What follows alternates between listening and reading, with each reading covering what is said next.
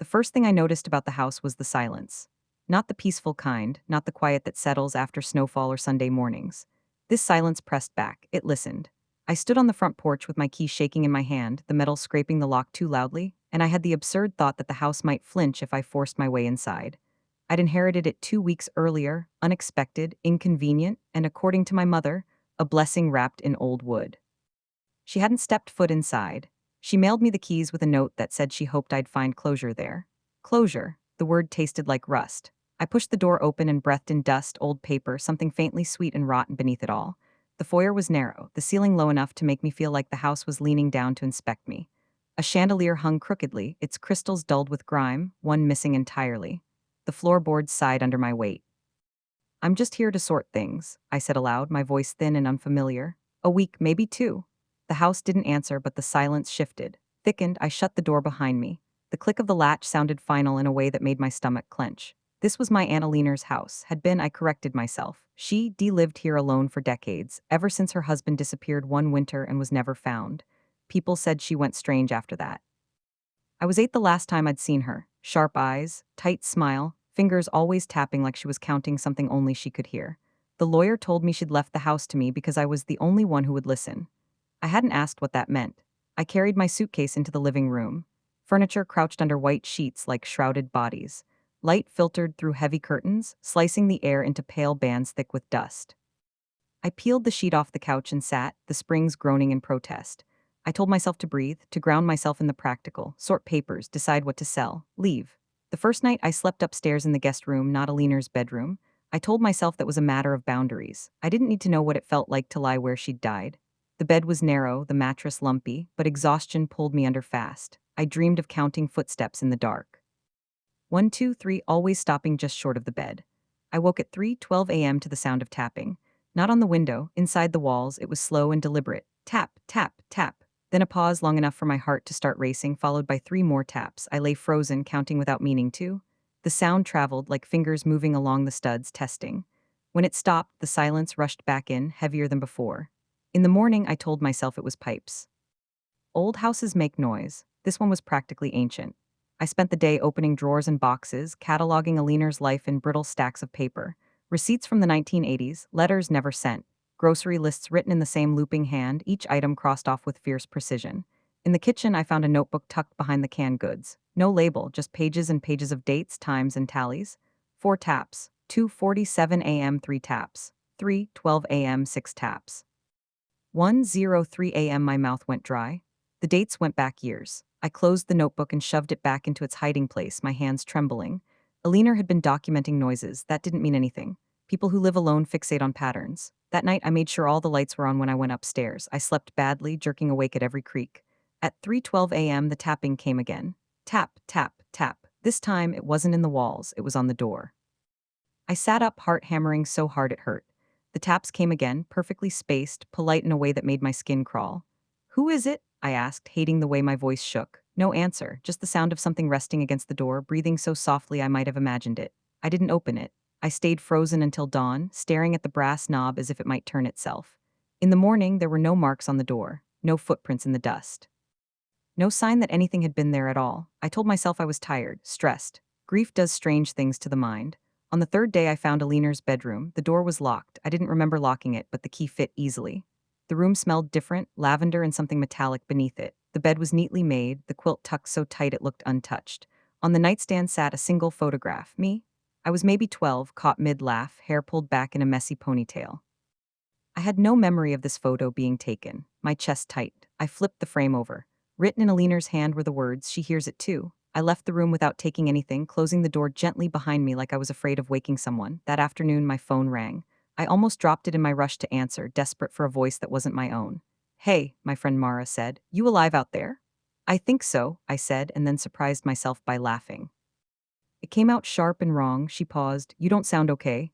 "It's just the house," I said. "It's loud." Mara snorted. "Old houses always are." "It knocks," I said quietly. Another pause. "Knocks how?" I closed my eyes. I hadn't meant to say that. Never mind.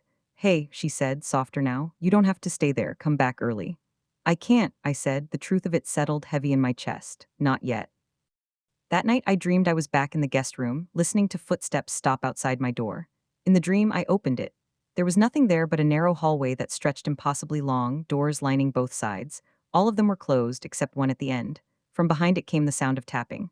I woke with my heart racing, the dream clinging to me like cobwebs. For a moment, I couldn't tell if the tapping was real. Tap, tap, tap, it was coming from downstairs. I wrapped myself in a blanket and crept to the top of the stairs, peering down into the dark.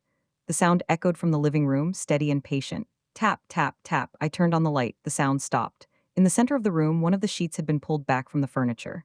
The armchair faced the stairs, its cushion indented as if someone had just stood up. I didn't sleep after that. By the end of the week, the house had taught me its rhythm: tapping at night, silence during the day. Objects shifting just enough to make me doubt my memory. On the seventh day, I found a door I hadn't seen before. It was in the hallway outside Alina's room, flush with the wall, painted the same dull cream. No knob, just a narrow seam. I ran my fingers along it, feeling a faint vibration beneath my skin, not sound. Movement. I thought of the notebook, the tallies, the years Alina had spent listening. "Hello," I whispered. The tapping answered, closer than ever, from the other side of the wall. Tap, tap. Tap, something on the inside pushed back, as if pressing its ear to the door. I stepped away, my breath coming fast. Whatever Alina had been listening to, whatever she'd been counting, it wasn't gone. It was waiting. And now I was listening too. I didn't open the hidden door that night. I backed away from it slowly, my shoulders brushing the opposite wall, every instinct screaming that if I touched it again, something irreversible would happen. The tapping followed me down the hallway, not louder, not faster, just persistent, like a patient reminder that it knew where I was. I slept in my clothes with all the lights on, the house glowing like a wound you couldn't stop picking. When morning came, it felt less like waking up and more like being released. I should have left then. Instead, I went back to the kitchen and pulled the notebook from behind the canned goods. This time, I read it properly. The early entries were simple observations: dates, times, number of taps. But as the years went on, Alina's handwriting grew tighter, angrier. Notes crept into the margins. It listens back. It learns rhythm. Do not answer. Near the end, whole pages were filled with the same sentence written over and over until the pen had torn the paper. If you open the door, it will need a replacement. My throat closed. Replacement. I thought of the photograph, of the words she hears it too. Thought of myself at 12, laughing, unaware that someone had already marked me as relevant. That afternoon, Mara called again. I almost didn't answer. "You're still there," she said, half accusation, half relief. "I found something," I said. "I think my aunt knew this was going to happen." "Okay," she said carefully. "And what do you think is happening?" I stared at the hidden door across the hall, visible even from the kitchen if I leaned just right. "I think the house needs someone." "For what?" "Listen," I said. There was a long silence on the line. "That's not a thing, Claire." Hearing my own name anchored me for a moment. "Come get me," I said suddenly. "Please?" "I can be there tonight," she said without hesitation. "Pack your stuff." I hung up and felt something shift in the air, subtle but unmistakable. The house knew. The tapping started early that night, not waiting for 3:12. It followed me from room to room as I packed, always 3 taps, always just behind me. Tap, tap, tap. "Stop," I whispered, hands shaking as I zipped my suitcase. The tapping paused. Then came a sound I had never heard before. Scraping. Slow, careful scraping, like fingernails testing the edge of a door. It was coming from inside the wall. I ran. I barely made it to the front door before the lights went out all at once, plunging the house into darkness so complete it felt solid. The air grew cold, pressing against my skin. The scraping grew louder, closer, as if something were pulling itself through spaces it didn't quite fit. "Claire," a voice said. My blood turned to ice. It sounded like my aunt. Not exactly, there was something wrong with the cadence, like the voice was remembering how speech worked as it went. "Claire," it said again, closer now. "You hear it?" "I hear you," I said before I could stop myself. The scraping stopped. For a terrible moment, there was nothing at all. Then the tapping resumed, directly behind the front door. Tap, tap, tap. I stumbled back, my heel catching on the rug, and fell hard onto the floor. The door handle began to turn from the inside, not opening, just testing. "You can leave," the voice said gently. "I just need you to open it." I laughed then, a short, hysterical sound. "You don't even need the door, do you?" The handle stilled. "You're learning," it said, pride threaded through the words. I crawled backward until my shoulders hit the wall, my mind racing.